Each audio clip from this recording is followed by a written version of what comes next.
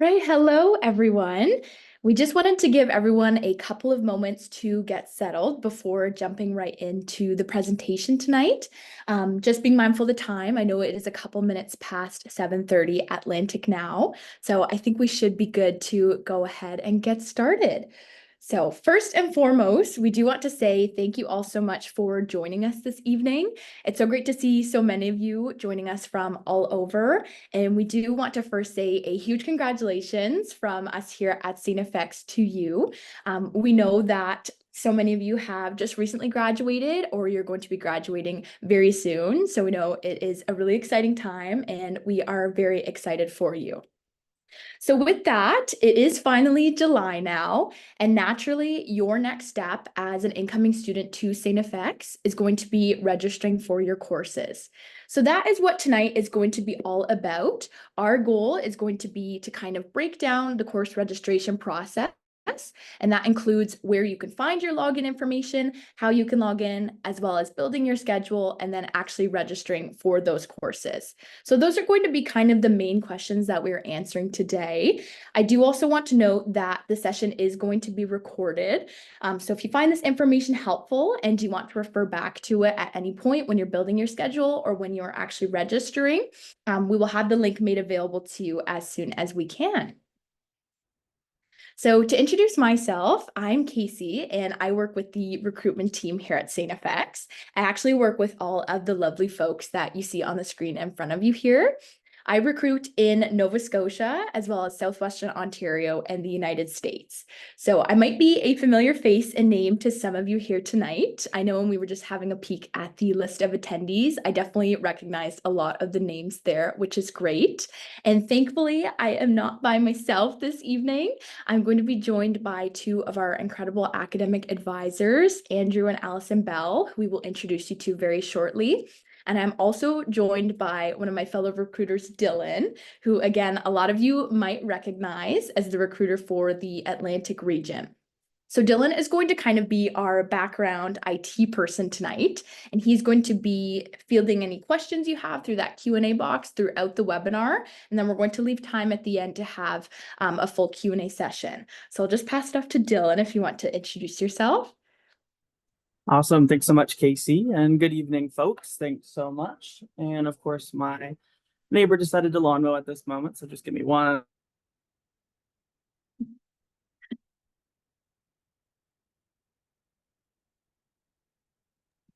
Gotta love summertime. Sorry about that, folks.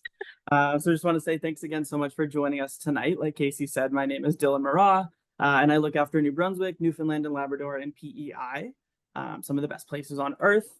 And so like Casey mentioned, I am kind of on the Q&A side of things and the moderator behind the scenes. So just a couple of housekeeping rules for the night. So some of your questions will be answered privately, and then I'll save some of them to be answered more in a group setting at the Q&A portion. So if your question's not answered immediately, don't stress. We're going to answer it a little bit later just because we think it's a good one for everyone to know. So that's the first one there. And then just making sure that you're using the Q&A function instead of the chat function. It's just easier for us to get to the questions and stuff through the Q&A chat. So please use that and make sure you're using that. And if you have any specific or kind of individual based questions, make sure that you either reach out to nsr@stfx.ca or your respective student recruitment officer. We're more than happy to help. But yeah, thanks again so much for joining us tonight. And we look forward to the presentation. Awesome. Thank you, Dylan. And just to emphasize what Dylan mentioned at the end there, if you have any questions that are outstanding after this webinar, or if anything comes up when you're building your schedule, we would definitely encourage you to reach out to the folks at the New Student Registration Help Desk, Eric and Katie. They are incredible and they would be more than happy to answer your question. And like Dylan said, they can be reached at nsr@stfx.ca. We will also have their contact information on a slide at the very end. So if you want to take a screenshot or a photo of the screen so you have it for future reference, you can definitely do so.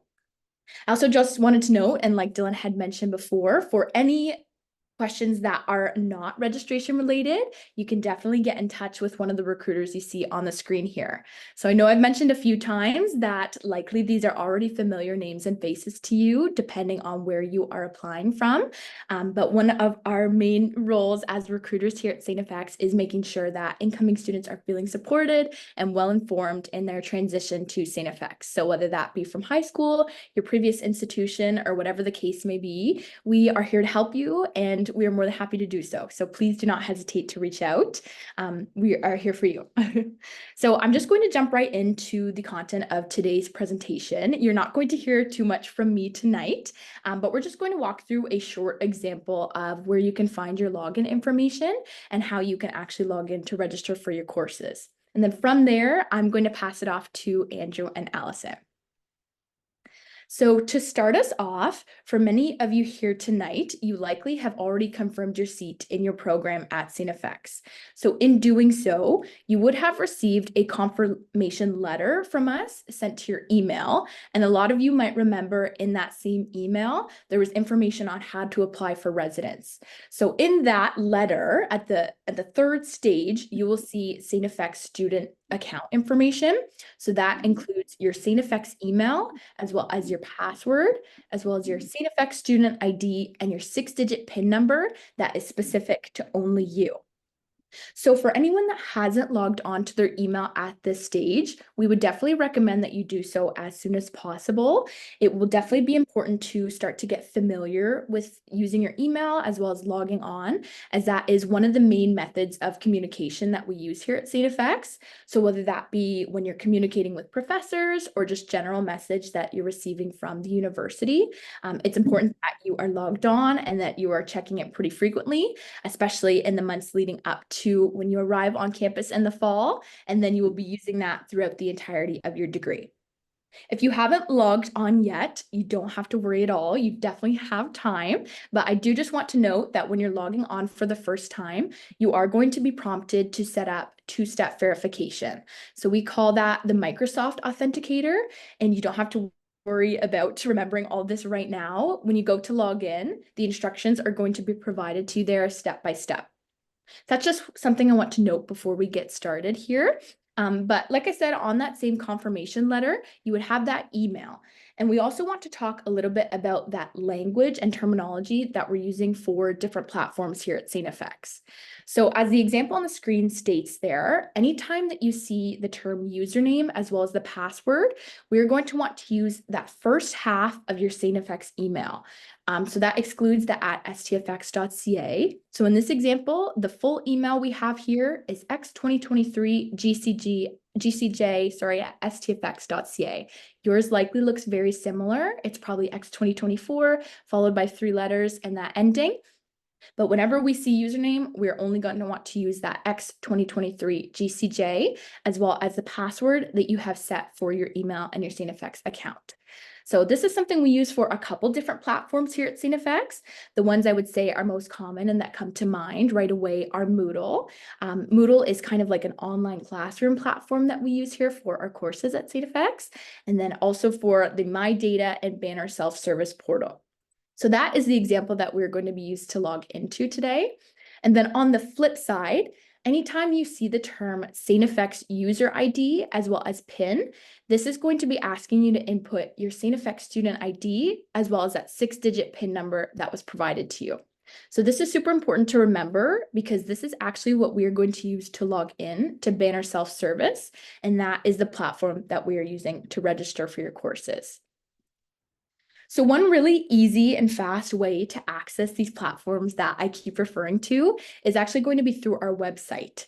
So if you type in onto your search engine, stfx.ca/mycampus, it's going to bring you to a hub that looks like this, where you can have quick access to the platforms that I've been naming. So as you can see on the screen, we have Microsoft 365 and Moodle, which those are examples we've been talking about. But for the purpose of today's discussion for course registration, we're going to want to make sure we're clicking on that My Data and Banner self-service option in the top right. So once you've done that, you are going to be brought to another main page, and we call this the login portal. So as you can see on the screen there, the language that we're using for this portal is username and password. So if we refer back to that first slide, when we're talking about the language that we use for this login, we're going to be looking at that first half of your StFX email. So again, in this example, it is X2023 GCJ, as well as the password that you have set. So once you've entered that, you can go ahead and log in. Then you're going to be brought to a page that's displaying two bookmarks. So as you can see, one of them is banner self-service and the other one being my data. So we won't be diving into the my data bookmark today, but I definitely recommend that you check that out when you have a moment. There are some features that are going to be important to you as a student. For example, in there you can find your StFX student account information. You can generate an unofficial copy of your confirmation of enrollment letter. So definitely feel free to check that out on your own time. It is going to be another important feature. But again, for the purpose of today's discussion, we're going to want to click on that banner self-service bookmark. So once you've done that, you're going to be brought to the main banner homepage. And I'm going to right away direct your attention to the very bottom where we can see that language being used, user ID and PIN. So again, if we recall back to that first slide, whenever we see this language being used, we are asking for your StFX student ID as well as that 6-digit PIN. So once you put that in, we're going to log in once more and you're going to be brought to a page that looks like this. And as you can see under student services, register is the first option. So we will click on this one. Once you've done so, you've made it. You can see course registration is the very first option. So if we click on that, you will see all the options that are available for you when you are registering for your courses. So we've had a lot of folks asking, how can I check my registration time when it is available to me? And this is where you will do so. This is also the platform that you are going to be using when you are actually registering for your courses. So this just provides a brief overview of where you can find that information to log in, as well as how you can do so. So if you have any questions on the information that's been shared so far, please feel free to put it in that Q&A box and Dylan will get to your question either now or we will be saving it closer to the end of the presentation. But with that, I am actually going to pass the presentation on to Allison and Andrew, our team of academic advisors tonight. And they're going to be walking you through the process of building your schedule and then how to actually register when your registration date comes. So Allison and Andrew, I'll pass it to you if you want to hop on and say hello.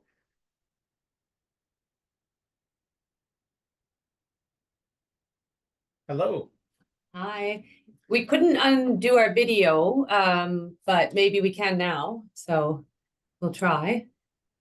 Let's see here. It just says the host has stopped our video. Sorry, everyone. Oh, okay, start. Okay, there we are. Hey, there we are. We've joined the party. I'm Andrew. And as Casey has mentioned earlier, welcome to StFX. The next little bit will be a bit stressful in terms of getting all your courses chosen, but don't panic. There's lots of people here to help you. I'm Allison, and I'm also an academic advisor, and we're just going to back and forth on the slides and hopefully answer in a simple manner all the questions you have. Yeah, and in this first part, I just want you to keep in mind that if you have questions, just reach out to the new student registration. They only work, of course, from Monday to Friday. So if you have questions that happen outside of those regular hours of 8:30 a.m. to 4 p.m., you just kind of put them on hold for a bit. And that's kind of a big thing, I think, in the theme of tonight, is if you run into a roadblock or a difficulty, there will be some help provided. So it's not something that you have to really get too stressed about.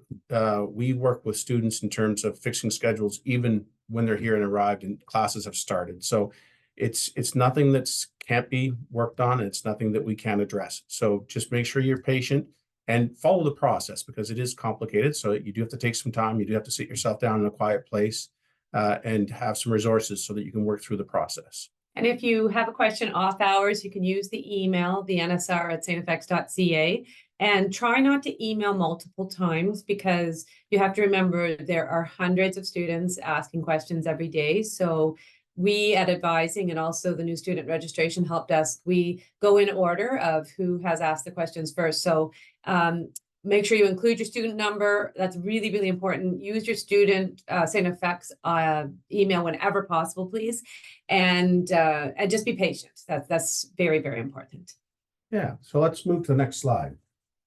Okay, so there's a QR code for the new student registration guide, and it does say scan it to follow along or visit. But to be honest with you, it might be a bit distracting because there's a lot of information on that site. So you might just want to follow the slideshow, and also realize that there's a lot of information on that site for a reason, because we know you have a lot of questions. So when you go through that new student registration guide, you do need to scroll down the page. There's a frequently asked questions section. Take the time to read through that before immediately contacting someone, because you'd be surprised how much you'll be able to do on your own. Okay. So when you go to the new student registration guide, one of the things that you're going to see off to the right on that page, first thing, is the steps to course registration. So these are those building blocks that you're going to want to follow. So you're going to get the basics. We're going to select our courses. We're going to work on building your course schedule and then registering for those courses. So you want to go through a nice, organized, logical process. So it's really important. Don't jump around. Work yourself through the process. And like I do, even here in my office, pen and paper, and I'll have blank timetables out in front of me, working on a schedule, and sometimes trying to unjam something that we're having a little conflict with. So it's really important. This is something that is complicated in a sense, but it's not overcomplicated. It just means you got to take some time, use the process, and get out, like I say, those blank timetables and use them. Okay. And unfortunately, we use the same process that you have to use. So we don't have quick fixes. So we've had a lot of emails over the last couple of weeks from people asking us if we could sit down with them and do their schedules with them. And unfortunately, there's not enough hours in the day for us to do that with all the students on campus, because we have 5 advisors and there are 5,000 students. So we ask that you get as far as you can with your registration. And when you run into roadblocks, that's when we can really reach, we can give you tips and we can help you out. But that's why this slideshow is so important, because this should give you what you need to do it on your own. And we just had a daughter who went through this 5 years ago at StFX, so we know how frustrating this is. And so we get, that you're going to be extremely stressed out, but try and just remember what we're saying. We've got till September to fix it. So just remain patient.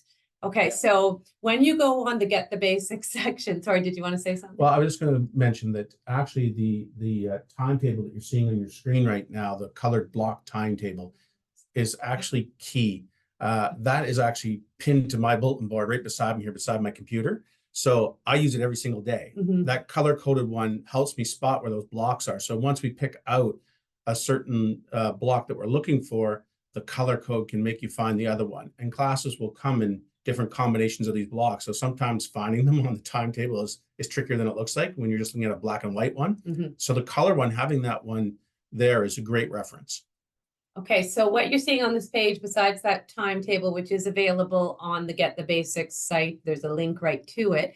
There's also the link to the StFX academic calendar. It is so important that you use the academic calendar to go through all of the courses that are offered at StFX. Now, just a warning that not every single course is offered every single year. So if you see one that you really like and it's not offered on the timetable, that means, unfortunately, it's not offered this year. Chances are, being in first year, that's not going to happen, but later on, that's a bit of a struggle for students.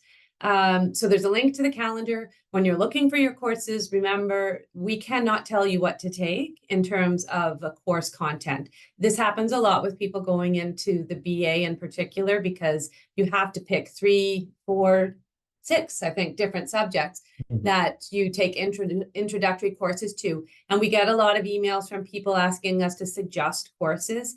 We don't know what you're interested in, what your strong skills are, what you're going to like. So please take the time to go through the academic calendar and read about the intro courses and see what you might like to take. And be aware that if you're taking something in first semester and then you're thinking, gosh, I really don't like it on day 1, we can help you drop that and pick another course, but that's for another day. Let's just get through the rest of this. Sorry. There's a blank course timetable, so you can write things in. There's a time block grid and course planning sheet. It's fantastic. I use both of those when I'm planning things for particularly hard cases for students. And if you can print them, it's great, but I've seen students do spreadsheets. Some students are comfortable with that. I'm a good old-fashioned pen and paper kind of person, so I like that. But even if you can't print it, even if you can just use a piece of paper and make your own grid, that's what really matters. Okay, you can go. Sorry, Casey.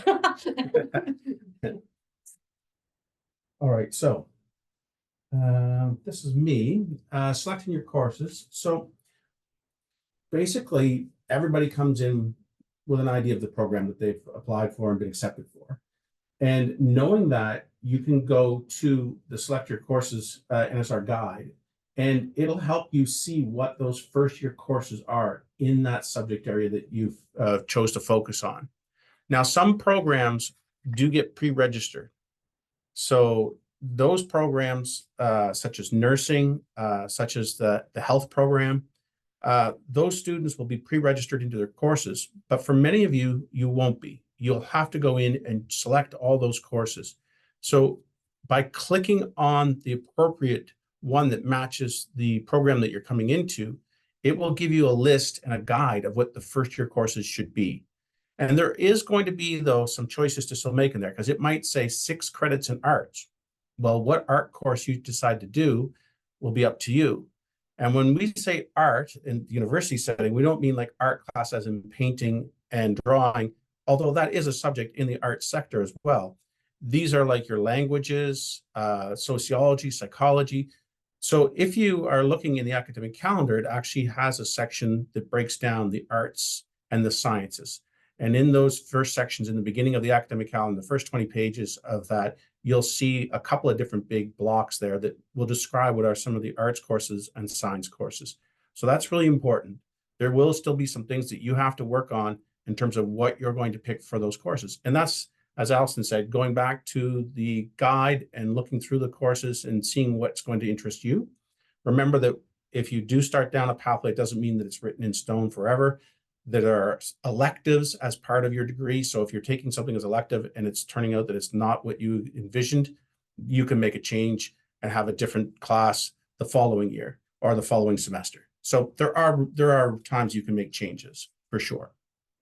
And chances are you're not going to get every course you want. Unfortunately, we are a small university with small class sizes. So for example, speaking of art in particular, the Art 101 and Art 102 at this moment in time are pretty much full. So if you were looking to get into Introduction to Drawing, your chances are pretty slim. I don't know, some of the courses save a few seats for student registering in their first year, but be prepared and have a couple of backup plans in terms of courses you want to take, because there is a very good chance that you won't get the exact section of the exact course that you want.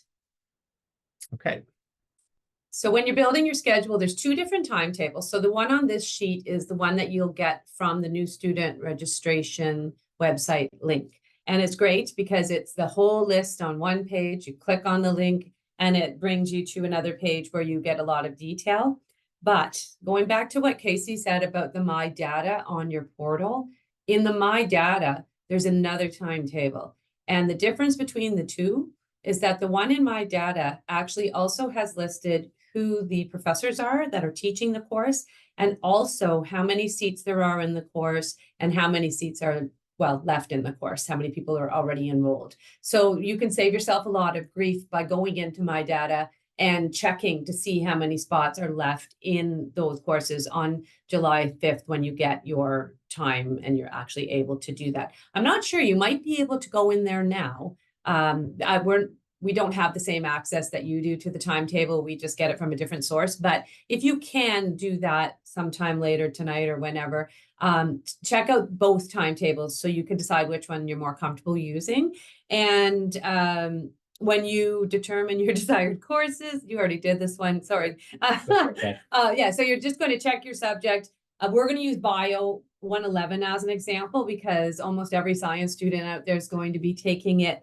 and it has a lab, and we wanted to talk about a class that has a lab. So you go ahead, Andrew. Okay. I think we'll be going to the next slide in this one. Yeah. Yeah. So once we know the content area that we want to go into, the subject, and here we are on our slide, we're showing biology. So we would click on this biology link and we'll go to the next slide. And that will bring us to showing us our sections now. And this is really important. So this is when we talk about building your schedule. Now you would see all the offerings of Biology 111. So you have all of our different sections there. So 111, 11, 111, 12. And you can see that there are a whole bunch of sections of this. And you have to decide, first of all, which block you want to use it in. So the class itself, the first two blocks at the top are the class itself. And one is going to be in C4, 5, and 6. And the other class, same biology class, is going to be offered in K4, K5, K6. So you would go to your schedule that you have, and you would look at those blocks. So there's nothing in those blocks. And I would suggest, by the way, I don't know if we mentioned this yet, but when you're looking at your major, so you're going to be a biology major, you want to start building your schedule from the importance of your major and working backwards down into something that would be an elective. So you always want to get those things ironed out for the main courses in the content area that you're trying to focus on. So you would want to make sure that even if there was something that you had earlier placed in here, you would take it out of the way of getting into your Biology 111 if that's a course that must be done. So we have the class, we figure out which one we want to work with. Then we would know that that class, Biology 111, we're going to have our course registration number, and that's the very first column. And that's going to be key later on for when you go to register for your course. That number is what you're going to enter on Banner. And when it comes to some of our labs, some labs are linked and some are not. Now, these biology ones are not. So you can see that the 111, 112, but then there's a whole list of labs all offered for the Biology 111. And you can find the one that works best for you in your schedule, which one of the block settings you're going to use. But when you do register for the course, whether it's linked or not linked, you want to make sure that you put both pieces on the computer at the same time before you hit save. Because if you don't save both the course and the lab at the same time, it's going to tell you you've made an error. So that's really important that for our science students out there, when you're doing this, if you pick out a biology class or a chemistry class or a physics class, that class and that lab have to be on that screen with your course registration numbers when you hit save. If you don't have both pieces, it won't work. And it's going to tell you that you've made an error. The chemistry labs are linked. So you would notice that there's a class being offered and there's going to be a lab that matches it. So you have to get the matching lab. But we don't have that image here today. I wish we kind of had a second one that showed that. That's okay. Yeah, they could see that. But just remember chemistry and business. Any BSAD courses and any chemistry courses, your class number and your lab number have to match, because that's the way that faculty has it set up. Those departments have it set up. But if you're in bio, you can pick with either the 111 or 112 class, and you can pick whichever lab section fits properly. It's a little bit more frustrating when you have those corresponding numbers, but it's something that there's not that many sections. So, it's not that hard to figure out. The other thing I wanted to mention is what Andrew had said about picking, when to register. So as Andrew said, if biology is your major, register your biology courses first. Those should be the first two numbers you put in, the class and lab, press submit, and then you've got those. Then move on to the next most important subject, which will probably be calculus, and so on and so on. So when you're planning your schedule, Casey, if you want to go to the next slide, you can set it out like Casey has it on this page, where let's say this person was a math major, so they put in their calculus 1 and their calculus 2 first, and then maybe they want to do bio as their first science, so they're going to put that next. And then if they're also planning on taking physics, for example, they would register for that next. So those would be the 3 most important sets of classes to register for in that order, because those are the ones that are the most important. Everything else, if an elective doesn't fit, well, you find another elective. But for science students in particular, you really do need to have those intro courses to move on to the next year. So it's very, very important that you decide on your 2 sciences and that you get your calculus, because everybody in BSc needs to put in your calculus, your math 106, 107, or 126, 127. And as it says on the page here, and we're going to say this so many times, if your course has a lab, and in arts, there are also labs. There are labs for the language courses. In business, there are labs because there's businesses, not in first year, because there's for BSAD 111 and 112 have labs, and their Clen has labs, Aqua has labs. So just be aware, course, lab, enter them both at the same time. And if you happen to want to make a change and you drop a lab thinking, oh, I just want to pick another lab, if you don't do that drop and add at the same time, you're going to have both of them erased off your schedule. So that will be a panicky moment for a lot of you. And we get it, because I panic when I do that to students when I'm helping them. So just remember that in your head. If I drop my class, it's going to drop my lab. If I drop my lab, it's going to drop my class. So be prepared on, Casey, did we yeah, we already saw the page with all the, where you do add it. No, we haven't. When we get there, I'll talk about this a little bit more. Okay, go ahead. Sorry. So from that biology blocks that we were talking about earlier, so now that that course has been selected, we want to do biology 111, putting them in the blocks C4, C5, C6. We can see how that's going to go on our schedule. And that's why it's so important to have, as Allison said, I truly work the same way. I'm in here on my computer right now, but even though I've got multiple screens and stuff, jotting it down on paper, being able to scribble over it on paper because I want to move it to a different block. It's so important. If you can have a hard copy of the schedules in front of you so you can play with those timetables, it really makes life easy. And then we can see where the placement of the classes are and where the placement of lab is. And now you know you've used those blocks up. So I would sit down with students I have in my office, and we will have their schedule, and we are building these blocks. And as we keep going through the process and adding courses, we're juggling and working around where will they fit, what are the most important things, and then working in those electives. And as well, you can see at the bottom, after the bar where it says no classes, you'll see some other blocks down there. So there are night classes, which is a novelty, of course, because in high school, we don't have night classes, but at university, we do. So there are night classes, and they run from Monday to Thursday, and they run from 6 o'clock to 9 o'clock. So they're a 3-hour class. So rather than seeing a course 3 times a week for 1 hour, you have one night class during the week. So sometimes that's the only option that fits, especially with our science students when they have multiple labs. It might be the only thing that can fit into their schedule, so they'll take a night class. So it is an option. Yeah, and when you are building your schedule, try not to have, if at all possible, because sometimes it's not possible, but try not to have like all the classes in a row. And you can see on this schedule that the lab in yellow, there's a little bit of a gap before the class in blue. That's good. You want a little bit of a break, but if things are back to back, you do have about 10 minutes in between classes it's just like high school, although a little bit more time because you have to sometimes go outside and leave building. But you do have time to get from A to B. So you will have to be prepared that some of your days could be long. If you're not a morning person, you can try and schedule it so that your classes start later. If you hate night classes, then obviously try not to take night classes. But yeah, and we're a small university with a limited number of classes. So the downfall of that is that sometimes you're going to have to take a class in a space that you're not comfortable with.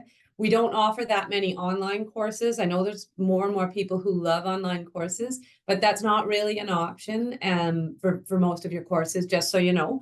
And we're working on it, but right now that's not really an option. Yeah, I think two thing we should mention here as well is that when you're building a schedule, it should be balanced. So you're looking to have 5 courses in the first semester and 5 courses in the second semester. And as Allison said, you have your balance between first and second semester, and you also want to have some balance in your schedule through the week. So yeah, you don't want 3-year classes ending up being all on one day or all crammed into 2 days.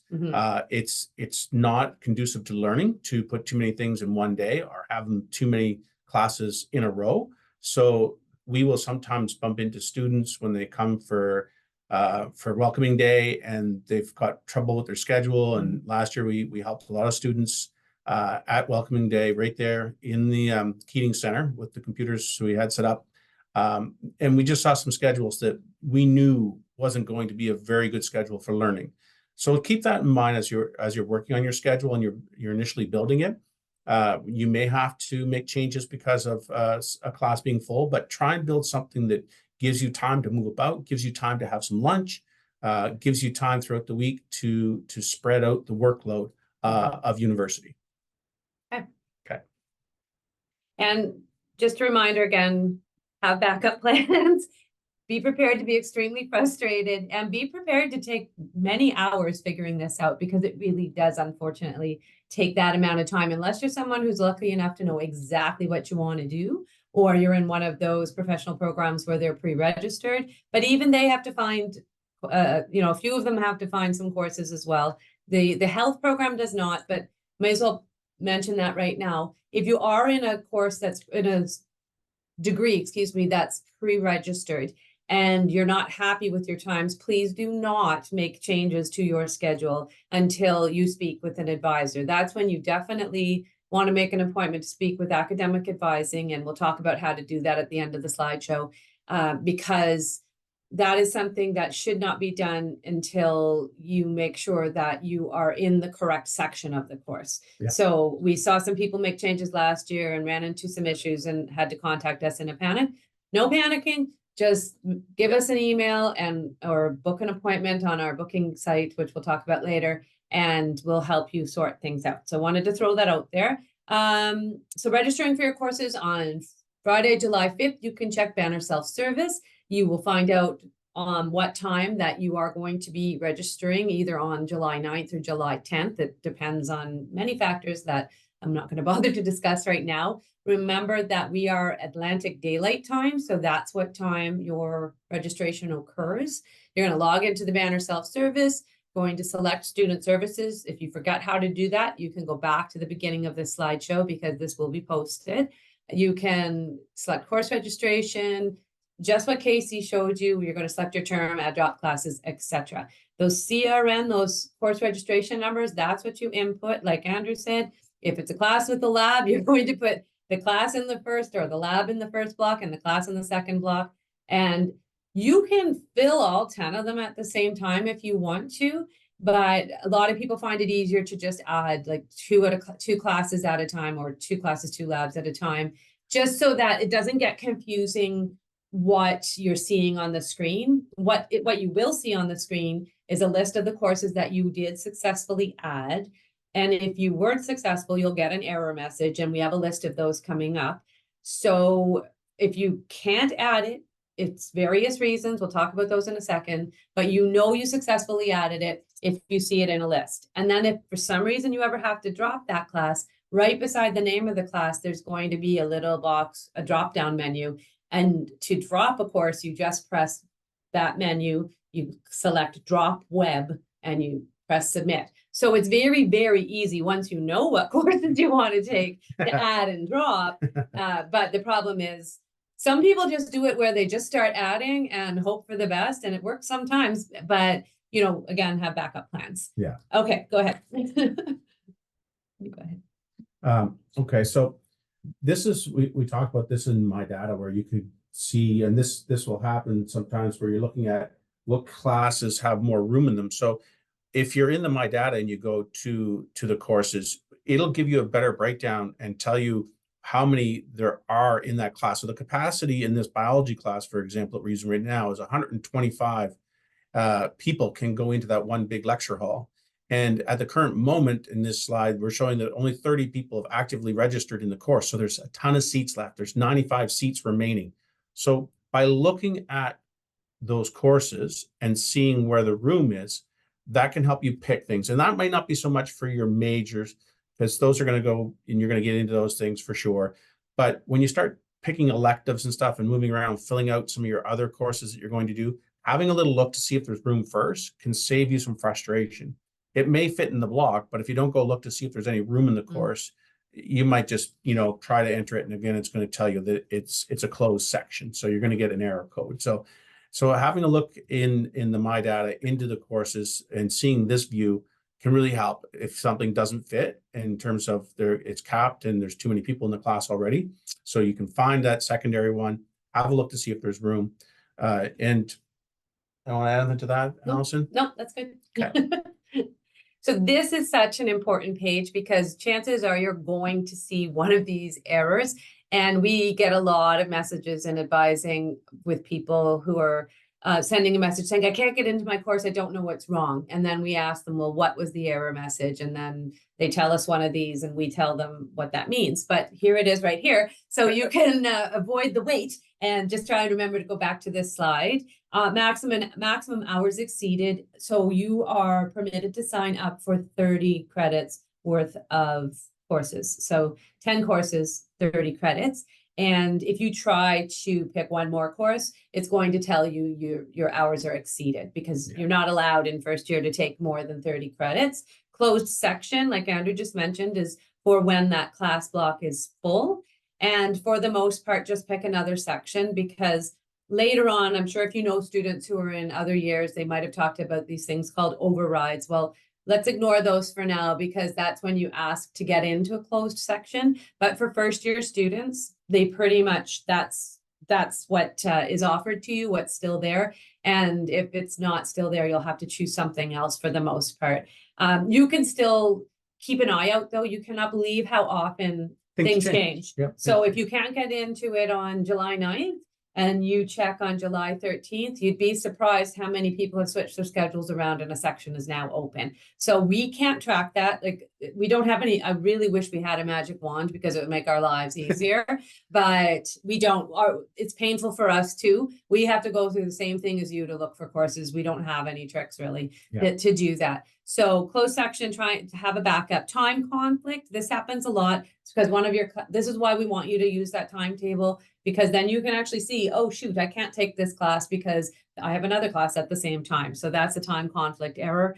Co-requisite means, for example, that if you signed up for Bio 111, but then you forgot to put in the lab, then you forgot your co-requisite. You have to put it together. If you signed up for French 111, and you forgot to put the lab, same thing. Now, something that's coming to mind about labs that happened last year to a few students, make sure that you're picking a class and a lab that are in the same semester. Because French last year had a French 111 in first semester and a French 111 in second semester, and same with the 112. So we had students who were taking their lab in first semester and their class in second semester, which you can't do, but our banner didn't catch that because it saw the two CRNs and that's all it cared about. So be aware, make sure that you're picking things that are in the correct semester. Duplicate course means you've already registered for a course. Now, sometimes banner can play tricks and hang on to that course, even though you've deleted it. So if that happens, just shut everything down, wait about 15 minutes and then try again. And usually you're able to do it at that point. And finally, the prerequisite test score errors, college major program degree restriction errors.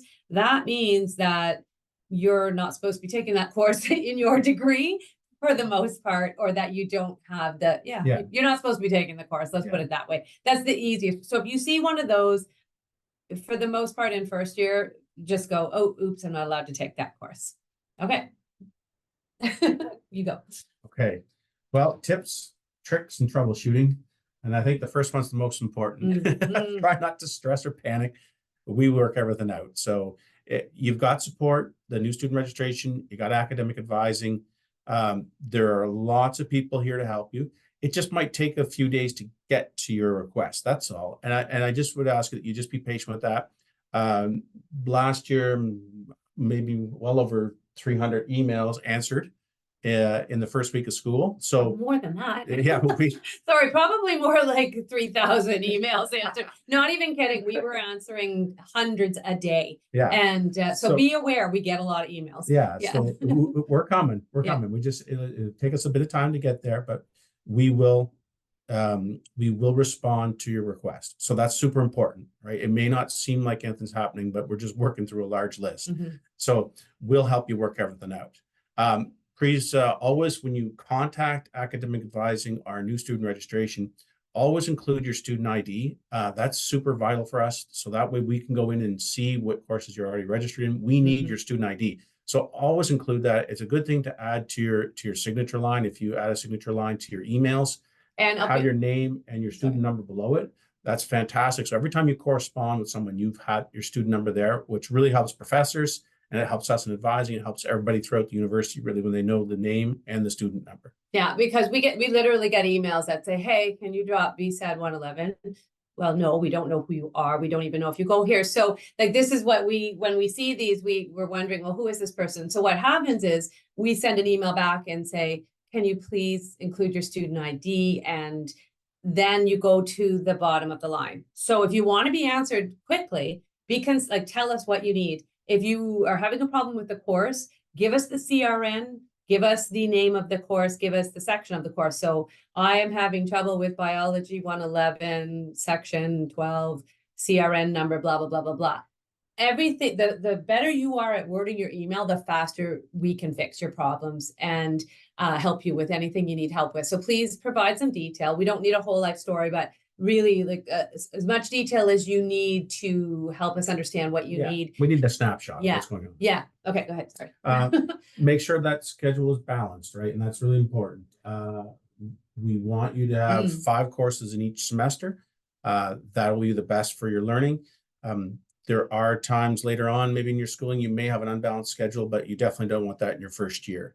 It's as challenging as it is. So we want that to be 5 and 5. 10 courses is a full 30 credit is a full enrollment. That doesn't mean that everybody has to do 30 credits. Sometimes in order for a student to be successful, they may reduce their course load, and that's common as well. So just so you know that out there, everybody, it's not always 30 credits is the only way to get this done. There are many applications that we deal with here where people do not do a full 5 and 5. They go to 4 and 4. And engineering students actually do 36 credits. They're the only program that does that if you're doing the 2-year diploma only. Yeah. So there's the exception the other way. Exactly. All right. Can I just, sorry. And if you cannot balance your schedule, one of the things we're going to ask you to do is please register for as many courses as you can get, and then absolutely make an appointment to talk to an advisor, and we can help you balance your schedule. So that's the thing. Don't just go, oh my gosh, I can't get any of my courses. Register for the ones you can get, and we'll help you figure out the rest. Exactly. Okay. So as we mentioned earlier, class and allowance must be registered at the same time. So that's super important. Just put the class CRN in, put the lab CRN in, and then hit submit. And the reason that we mention that is because if you put too many courses at once and then you get multiple errors, it gets it really hard to unravel what went wrong. So if you just do a couple at a time, do your first semester ones, do a couple at a time, and then build your schedule. And as you're having that success, if you run into a roadblock, you'll know what the roadblock is and exactly what course it just occurred for, because you didn't submit a whole bunch all at the same time. If you drop a class, the lab will automatically drop. I also mentioned that earlier. So just be careful of that, and really careful for our students that are pre-registered in those programs we mentioned earlier. Please do not touch the schedule. If you're a pre-registered student and they've already put you in all your classes and you want to move something, make sure that's one you really do have to contact advising for, not even new student registration. You'll have to come right to advising on that one. As well, let me see.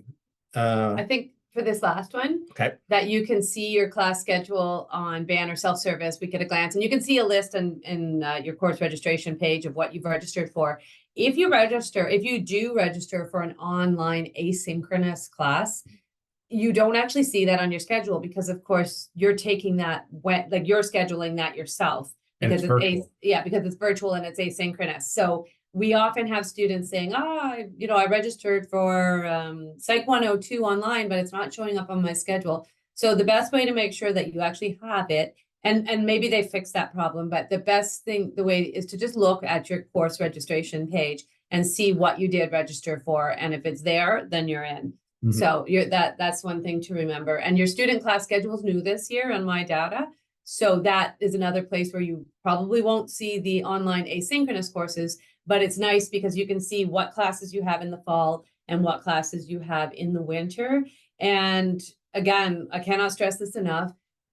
Doing 6 classes in one semester and 4 in another in any year is extremely difficult. I had students last year who were registered in 7 classes in one semester and 3 in another. So we have to fix that. We did reach out to all those students, but the earlier we can fix that, the better. So if you run into that problem, absolutely contact academic advising. You'll need an appointment more than likely for us to fix that for you. So just be prepared that for some of you, this stuff might not get worked out until closer to September, but we work every day.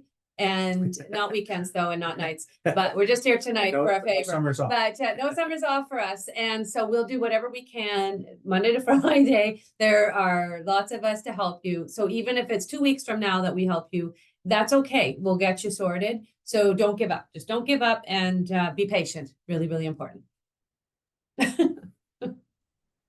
Awesome. Thank you so much, Allison and Andrew. That was great. And hopefully it was a helpful overview to you as incoming students on how to build your schedule, as well as how to actually register, and then those tips, tricks, and troubleshooting. And I just want to know, as a personal note, as a student at StFX that has gone through it, I know it seems like a lot of information right now, and it can seem overwhelming, but once you start creating your schedule and when you go to do it, you are going to get the hang of it.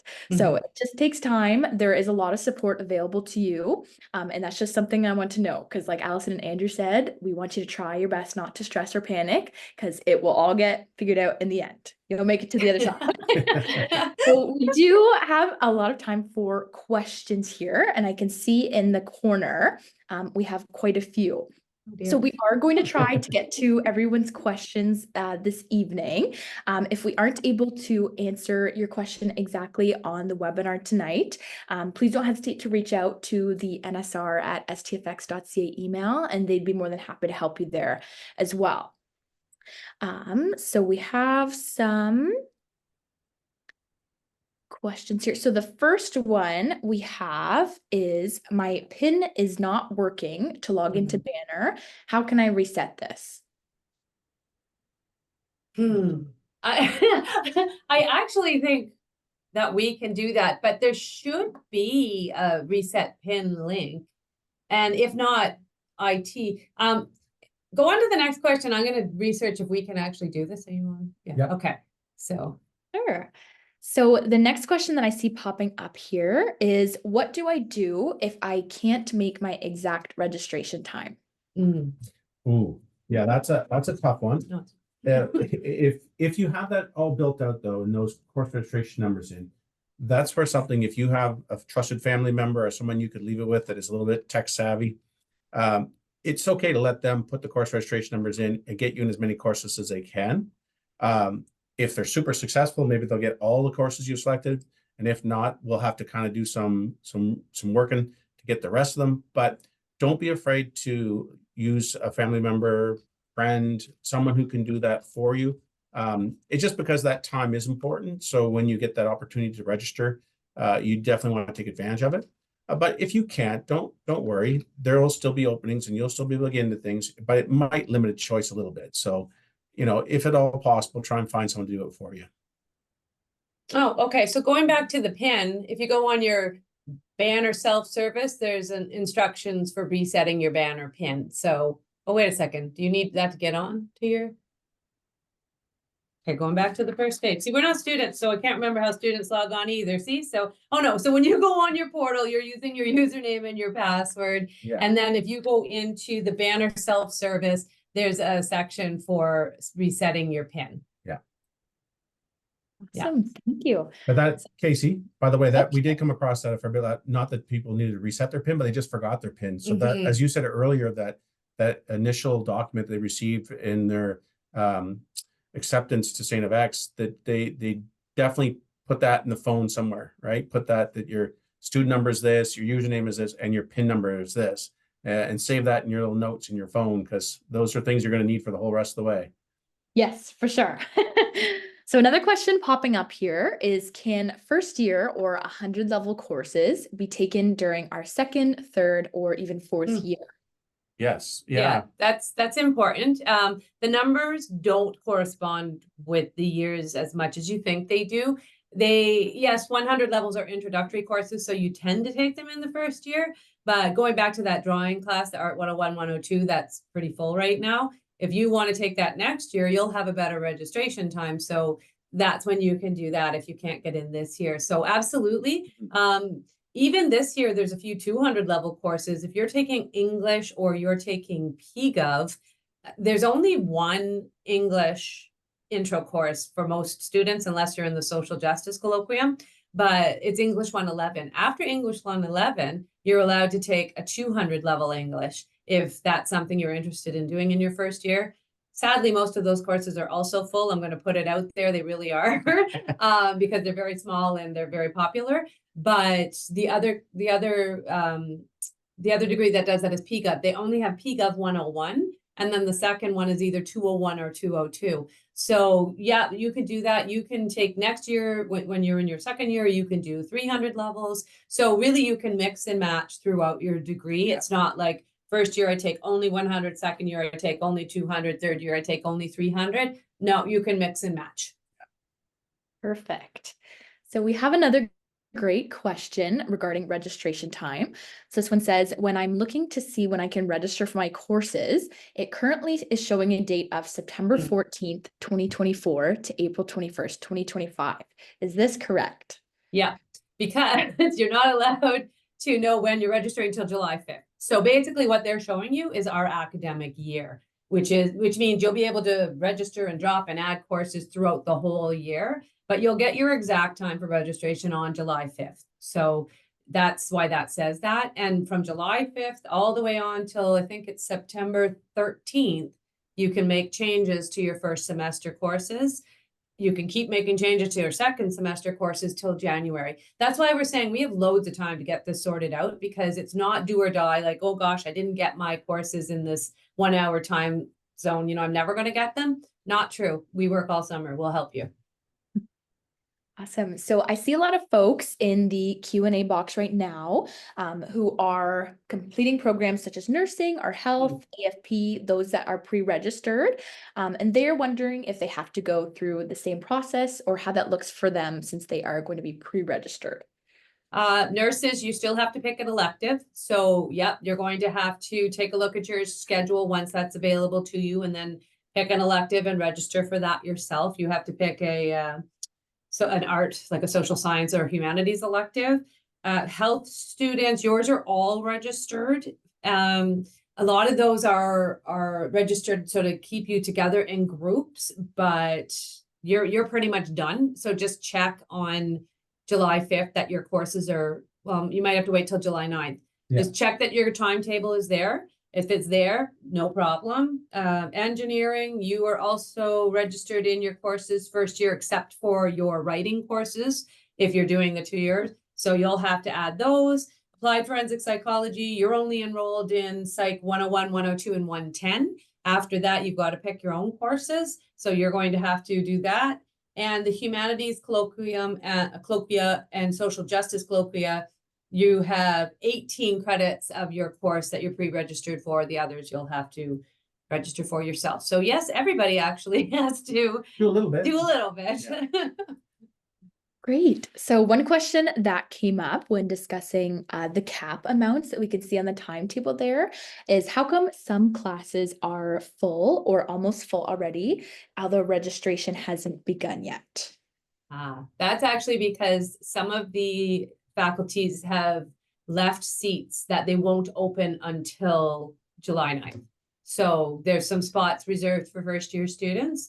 But when you get to the English 200 level courses, for example, that's not the case. They are just small classes and they're full. So don't be too worried, because I think it's Soc in particular. I noticed, wow, those classes are already pretty full, but they'll definitely be adding to the enrollment cap. They'll be increasing that.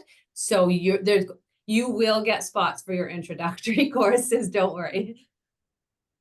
Awesome. So another great question we have is using the example that we used with the time blocks. The question is, if the course indicates the various time blocks, so for example, C4, C5, and C6, are these the times that the course is offered for that particular class, i.e. meaning the class is being offered at different times each day? Yep. Yeah, exactly. And it can jump around a little bit depending on what combination of blocks they've put together with that course. So sometimes there are courses that are an hour and a half on Tuesdays and Thursdays. Other ones are on Monday, Wednesday, Friday for 1 hour, and it's all over the place following those blocks as mentioned. So it's really important that it in the timetable itself, in the page when you're looking at the colored timetable, each day has got a double row of blocks going on it in different lengths. And that's where, as Allison mentioned earlier, when we were talking about error codes to get when you got a time error, you know, that you've got a course already going on, it's you may have not realized that one block that you're talking about is actually crossing over on the same day, because there's a lot of blocks on that page. So you just got to take your time, make sure you kind of map it out when you're doing your scheduling. So I'm pretty sure math, there's a couple of sections. I think there are 4 different blocks for the classes, and then there's also the 2 blocks for the labs. So, and a question we get asked a lot, speaking of classes and labs, the class and the labs are not 3 and 3 credits. The class and the lab together, that's 1 course, 3 credits, just so you know. The lab is considered part of that 3 credit package. Awesome. So we have another question here that is, how do I find which courses are mandatory for me and which ones are not? Well, that's actually all in the build your schedule. It's when you go to your program. Hold on, I'm going back to the slide. So on the new student registration website, if you go to the select your courses and you click on your program, they will tell you which courses are mandatory. So in all honesty, like for the BSc, the mandatory one is for you to do the 106, 107, math 106, 107. For the Bachelor of Arts, there is no mandatory courses because it depends on what you plan on majoring in. So in a Bachelor of Arts, you have a major, a minor, and these 2 things called pairs, but I'm not going to get into what those are, but they want you to explore 4 different subjects. And then there's elective as well. So with science, it's your major, possibly a minor, and then also approved elective. So basically just keep in your mind that nothing is mandatory unless you're in a professional program like HCAN or nursing or the BASC, for example, or engineering or applied forensic psychology. But a regular BA and a BSc major, you pick your major, you pick your minors, you pick your pairs. So you pick what you want to explore. And everything is there on the select your courses under the section where you click what degree you're doing. It's going to take some reading to figure out. If that's still confusing after that, we can try and help you. But again, do your best to pick out the courses. And then if you're confused, what we often have students do is make an appointment to see us afterwards and ask us, is this right? Now, be prepared for I don't know how many new students there are this year. We're probably not going to be able to see every new student because we also are working with the graduates this year who need to make sure that they have the courses for graduation. And there's 5 of us, but we will do whatever we can for you. Just we again ask you to try on your own by using the resources that are out for you. And you can also contact the new student registration desk for that one because they should help. And going to the academic calendar as well. So when you click on the academic calendar, and if you go to biology, for example, and I might like to be a biology major. Well, in each section, if you're considering that to be your major, it will give you usually an outline of what a first year student should probably take. So there's different ways to get to that end goal of like, what are those courses? And so the calendar itself is a good way to go as well. If this is what you think is going to be your major, go there and see, well, what do they recommend for a major? Yeah. And honestly, it can't really go wrong. We can usually reschedule you no matter what, but just do your best to follow the guidelines that are given to you. And if for some reason you don't get that course first year, it's not the end of the world. I had someone switch from nursing to a chemistry degree after her 2nd year, and we still managed to get her courses in so that she could graduate this year. So you'll see. We can work magic, and just don't panic because it'll all work out in the end. So we have a few questions coming in from some folks that are enrolled in the colloquiums. So for this example, I was accepted to the Humanities Colloquium and was told that I am pre-registered for my English, philosophy, and history courses. Does this mean I don't need to register myself for these and that I will be guaranteed a spot?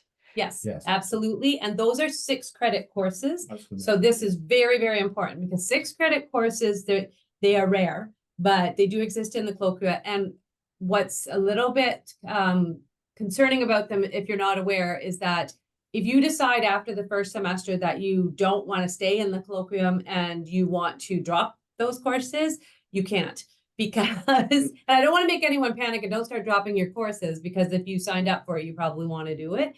But just be aware that you don't get 3 credits for first semester and 3 credits for second semester. You get 6 credits for the course for the whole year. Yeah. So if you leave after the first semester, you will lose 3 credits. If you left at the, like, if you didn't pass the course, you would lose 6 credits. So just be aware of that. It's a different format. It's a different format. And I believe that's the only place you're going to run into those 6 credit courses now, except for the Intro to Women and Gender Studies.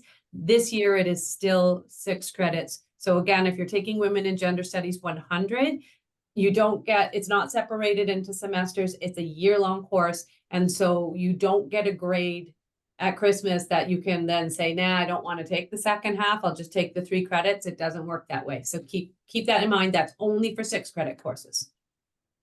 Perfect. So another one is, do I need to take any science or math courses as a Bachelor of Arts student? No. Unless you want to. Unless you want to, exactly. So no, you're not required to tackle any science courses unless you want to, but we do have students that consider going into education after their undergraduate. So a lot of students who consider teaching at the elementary level would require a couple of science courses and a couple of math courses. So there are some sciences that are more focused for people who aren't super sciencey or super mathy. So it's there, and we will see people that do make a combination of taking some of those courses as well as part of their degree. So, but in terms of being absolutely, do you have to? No, you've got the choice and freedom to work your courses the way you'd like. But science students, you do have to take an Arts X and an Arts Y. So Yeah. you do have to take art courses, but even then there's some workarounds, because econ can be considered an art or a science. Yeah. And same with Clen. So anyway, that's something we can figure out later. Awesome. So another great question is, do we register for our courses for both terms, so the fall and Yes. winter term, at the same time this summer? Yes, Yeah, you pick please all do. courses. Yeah. 5 and 5, or 4 and 4, or 3 and 3, or 5 and 4, but remember to not go past that 5 and 5. Like don't ever have more than 5 courses in one semester is the rule. Yeah. Perfect. So we have a couple folks asking, how do they know if they are in a program where they are pre-registered for their courses? That should have been in your letter that you Yeah. got. That information should be there, but it's the BSc Nursing, the BASc in Health. So BSc in Nursing is registered for 27 credits. You need to register for your arts elective. The BASc Health, you're registered for all 30 credits. The Diploma in Engineering, you are registered for all 30 credits of the science, and for the first year of the diploma, excuse me. If you're in the diploma, you're registered for everything but the writing course. And if you're doing the 4-year BSc with a diploma in engineering, you're registered for all 30 credits of science and engineering courses. So applied forensic psychology, as I mentioned, both BA and BSc. Colloquium, you're also, but that's it. Everybody else, you're on your own. You're not pre-registered. HKIN has a very important list of what you should be taking though. And so try not to deviate from that, especially when it comes to your skills. That causes huge headaches later on if you don't take your 2 skills in your first year. And the only way you should really deviate from taking 2 electives. So the way it works, you take your HKIN courses, they're all laid out, and then you take your Arts X and Arts Y courses.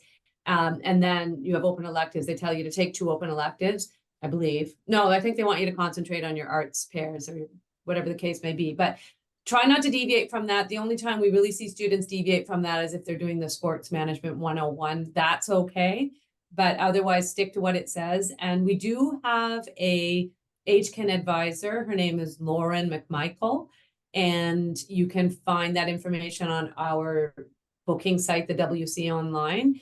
So you can ask questions for that, but that's the only one where you're not pre-registered. But Lauren reaches out to every first-year student once they register, and if you have errors, she's going to email you. And she's going to email you on your StFX account. Yeah. So this is why you need to start using your StFX emails and checking it regularly, because that's how we contact you. Awesome. So we have some folks asking about how IB credit works for course registration purposes. Want me to take that? Yeah, okay. So if you have the full diploma, okay, so once we get your transcripts, and you will hopefully have those submitted soon, once we get those, we assess them. You will be sent a letter asking you if you want to use those credits. If you do not answer that email, you don't get those credits. If you do answer the email and say, yes, I want to use them, then they'll end up on your StFX academic summary or your transcript. And so that means we can see them and you can see that you already have credits for them. If you did the full diploma and you got a 5 or above in all of your grades, then you'll be awarded 30 credits that you can use or you cannot use. If you don't want to take, so let's say, for example, you took the HL biology or the SL biology in your full diploma and you got 6 credits for the biology, you'll be given 2 intro biology credits. But if you're not in science, that's okay. We can still use those in your open electives.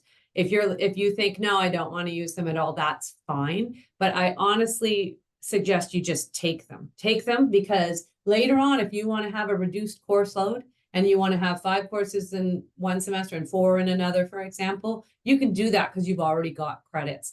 So how do you use them? Well, you use them the same way. Oh gosh, if you're confused, this one's a little bit hard. Yeah. You have to wait. Yeah, because this might not be done before July 9th. So you'll sign, if you don't get your credits before July 9th, sign up for the 10 courses you think you're going to take. And then when you do get your transfer credits coming in, you are asked to contact an advisor to go through how you can use them. So contact an advisor and we'll go through with you how you can use them. And unfortunately, if you're not in the diploma and you didn't get all 30 credits, then it's assessed course by course. And right now, StFX only looks at your HL courses being 5 and above. They don't look at your SL courses. So they're working on changing that. But for now, the policy is that 30 credits full diploma, 5 and above, or HL courses only individually, 5 and above. And AP is the same thing. AP will need your AP transcript. For AP, I think it's 3 and above. And this is all on the academic calendar, but it's 3 and above. And if we don't receive your AP transcript or your IB transcript, you don't get automatically awarded those credits. They have to be assessed by the advisors, and then you'll be awarded those. But check your emails. Perfect.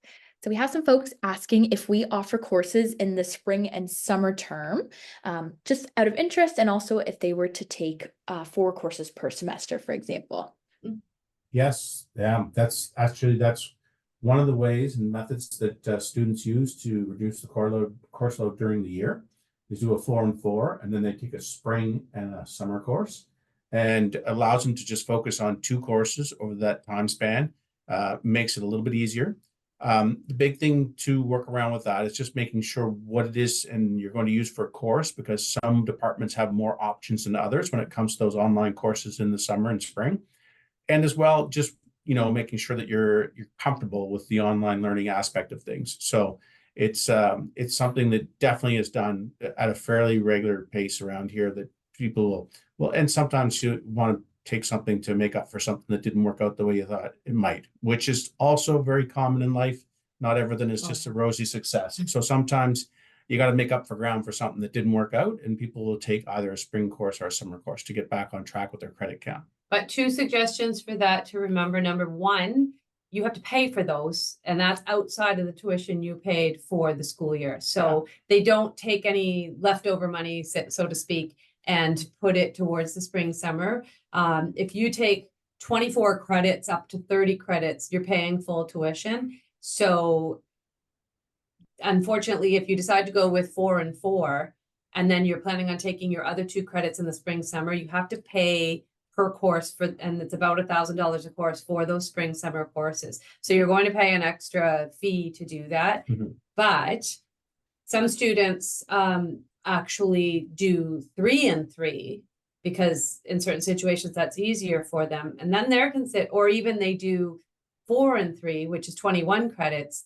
Then you're considered a part-time student and you're paying by course. So then if you take spring summer, it actually works out to be a better amount of money. Like it's not as expensive as paying full tuition and then taking 2 courses. It's actually cheaper to pay by course. Again, something the university is working on. That's a bit confusing. That's more a question for student accounts. But if there's any of you out there that are working and have already enrolled with the Trumbull Center, for example, they'll explain all this to you as well. Yeah. So, but be careful, because if you're on scholarships, you have to make sure you're taking the right number of courses according to your scholarship. If you're on student loans, for the most part, you're good taking the 24, and in most cases, I think you're actually good taking even the 21. But be careful, because you always want to check. We don't check that as advisors. That's really up to accounts, and that's up to you as students to make sure that that's going to work financially for you. And the way that you can find out which courses are typically offered spring, summer is to go to StFX online, and there's a course catalog, and basically the same courses are offered every year, and sometimes they add more. It's rare that courses get dropped. So that's where you could check out if that's even going to be possible for you, because honestly, we don't offer that many courses online, even in the spring, summer. Okay, so we have some folks that are asking about courses such as Human Kinetics skills that are 1.5 credits. So essentially wondering how creating a balanced schedule works with these. Yeah, sorry, you're not going to be balanced. You're the only people in engineering. I forgot about you. Go ahead, Andrew. Well, yeah, it just will be such that with the addition of the skills, it will unbalance your schedule a little bit, but the time commitment to the skill and the workload, even though numerically it's looking unbalanced, it's still balanced if it makes sense. You're not spending so much time in your skills that it's throwing off your schedule. So that you're the only folks that ends up that the HKIN with the skills, because skills are 1.5 each, and 2 skills will make up the 3 credits that equal a course. So in some semesters, you might be running a little bit higher and a little bit lower in one semester based on having a skill and not a skill in another. So it's okay to be 6.5 and 4.5 is what you're going to look like, which is a really weird number. But no, yeah, is that what it is? 6.5 and 4? Yeah. No, that's too many. Yeah, no. What do we got? 5.5 and 4.5. Is that what it is? I don't know. I don't know. Now you've thrown me. I'm not a math teacher, sorry. It is. It's 5.5. Yeah. Yeah. 6.5. No, 5.5. Anyway, go ahead, Casey, while we argue. Okay.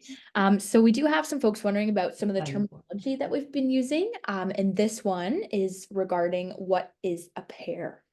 Oh God. Okay. The worst word ever. That's what it is. Go ahead. Possibly renamed one day to be a focus. But anyway, that's what we're working on advising. A pair, it originally stems from the fact that courses used to be all 6 credits, and then they go the whole entire year. And you would do 2 courses, and those 2 courses in that one subject area would become what's called a pair. So you took 2 courses, there's your pair. Everything's changed as things do with time. So now most courses are not 6 credits, they're 3 credits. So a pair is still that content area being the same. The subject is the same. You've taken not 2 courses, but 4 courses, still equaling the same number of credits. So you've taken 4 courses in an area, and they're going to become your pair. The first 2 are usually at 100 level, and the second 2 courses in that same subject area have to be at a 200 level or higher to be considered a pair. So you can't do 4 100 level courses and call it a pair. We don't allow that. So you have to do 200s, and then your next 2 courses are 200 or higher, and that will make a pair. So for example, you might do Soc 101, 102, your introductory in sociology, and then you might do a couple of 200 level Soc classes because you really enjoyed them, and now you've completed a pair. But a pair cannot be the same subject as your major or your minor. It has to be a separate subject. So it's 4 courses, 1 subject, and only 2 of them can be at the 100 level. And there's actually in the back of the academic calendar, there's a glossary, and on the new student registration website, in both places, you can find the definition for a pair. It's confusing, we know. It is uniquely StFX. Yes. Awesome. So another question we have here is how many labs per semester would you consider as too much? I see that online you recommend taking 2, but I am considering taking 3. Mhm. Kind of just wondering, that seems like too much objectively. It depends on the student, the strength of the student. It is sort of mentioned, and I don't know if it's mentioned anywhere in the academic calendar, but you're really, if you're coming in with a really high average and really strong academic skills, you may be able to possibly do that. But you know, if you're anywhere where you think that might be a little bit too much, then you probably don't want to do it. But we do see it fairly often. Students coming into science will be doing biology, they'll be doing chemistry, and they'll be doing calculus. And all 3 of those courses have a lab. So they end up with 3 labs a week. So that adds a lot of class time, because each lab being 3 hours long, with those 3 classes, you've just added another 3 hours of labs for each one. So an extra 9 hours of class time. So it's definitely makes your scheduling more difficult, and it definitely will make your time management more difficult. You'll have to really be focused, really be organized. And that's really the key. But definitely I would go back to, you know, looking at your overall strength as an academic student. You definitely want to be successful. And if doing that means you won't be successful, then postpone that other subject that you want to take that has a lab till your 2nd year and then introduce it. Yeah, because if you don't pass the lab, but you pass the class, you still don't get the credit. You don't pass the course. So you have to pass both parts. So yeah, scheduling's huge. If you're really bad at scheduling, you're going to want to avoid having 3 labs in each semester. And there's always ways to make up for that other course, those other intro courses later on. So, you know, avoid that whenever possible. Some programs can't avoid that, but if you feel confident that you can handle that, then that's a personal decision. That's very personal, yeah. So I think this is going to be our last question of the evening, just being mindful of the time.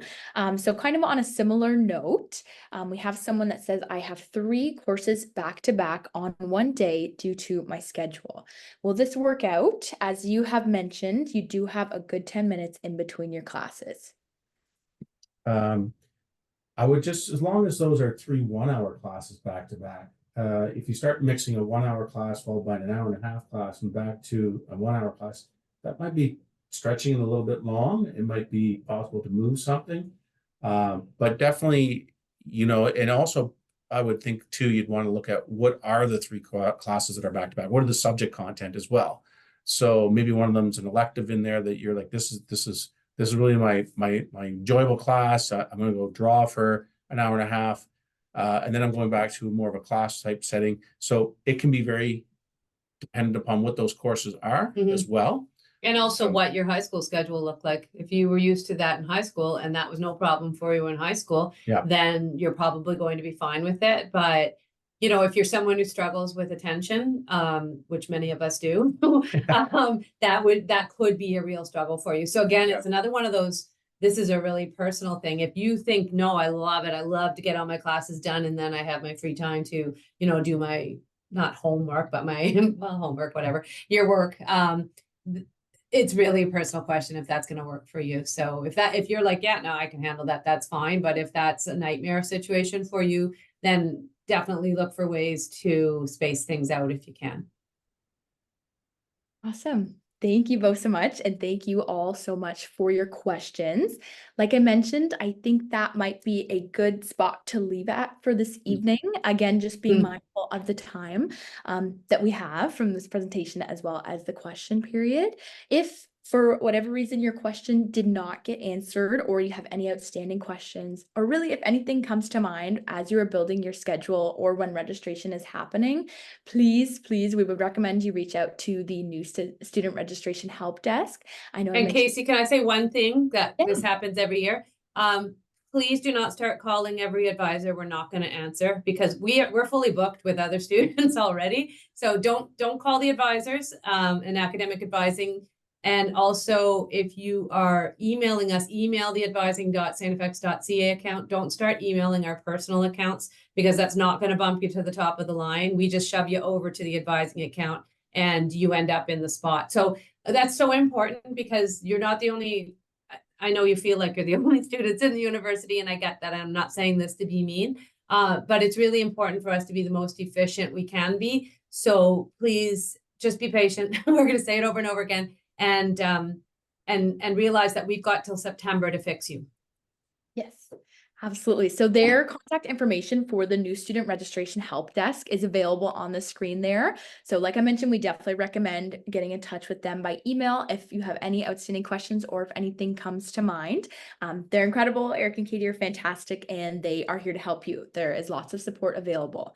And then again, for any questions that you have outside of registration, anything related to StFX at all, we definitely encourage you to get in touch with one of the recruiters. So we had our contact information at the very start, but we also have it available on that webpage, that second link there. So if you head there, you can find our emails, and you can also book a virtual meeting with us if you would like to do so.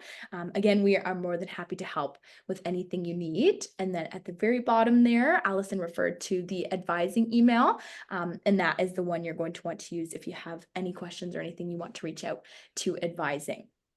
So I think that is going to be all for us this evening. I do just want to point out two key things for anyone that may have joined late, or just sort of as a summary of the evening. If you haven't already signed into your StFX email, we would encourage you to do so as soon as possible. You're not behind, but it will be good to get on there as soon as you can. And then another thing I just want to note is that you will receive an email this Friday, July 5th, with a reminder to check your registration time ticket. So just make sure that you're keeping an eye out for that, and then registration will begin next Friday. So we hope that this session was helpful to you in planning your schedule and ultimately completing all of your registration. I do want to say a final thank you to Allison and Andrew, as well as Dylan. You guys have been so helpful and phenomenal, and we are very excited for all of you. Like I said, I know it seems like a lot of information and can seem overwhelming, but you're going to sleep on it, and you can go through the new student registration guide, and there's a lot of support to help you. So with that, we are very excited to welcome you to campus in 2 short months. It's hard to believe it's almost here already. But yeah, we hope you all have a great summer and have a great rest of your night. Thank you all again so much for joining. Bye, everybody. Bye. Take care, everyone. Thanks so much.